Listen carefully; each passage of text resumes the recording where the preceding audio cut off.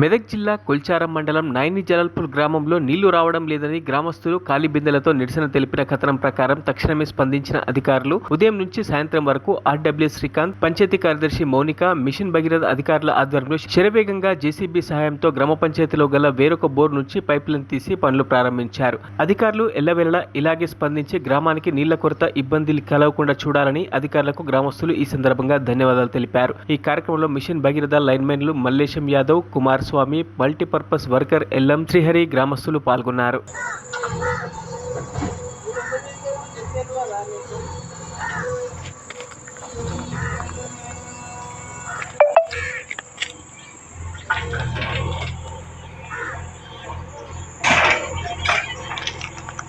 ఖాళీ బిందెలతో నిరసన తెలిపినాం కాబట్టి మా మిషన్ భగీరథ వాళ్ళు వచ్చి మాకు చాలా మట్టుకు సహాయం చేసినారు.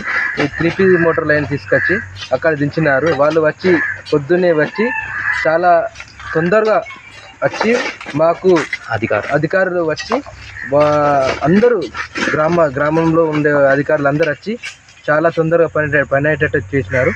వాళ్ళకు కూడా కృతజ్ఞతలు తెలుపుతున్నాను. మాకు ఇంత మంచిగా అందించిన మిషన్ భగీరథ వాళ్ళకు ధన్యవాదాలు తెలుపుతున్నాను.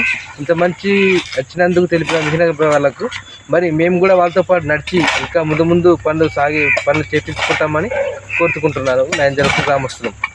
మరిన్ని అప్డేట్స్ కోసం మా ఛానల్ని సబ్స్క్రైబ్ చేయండి.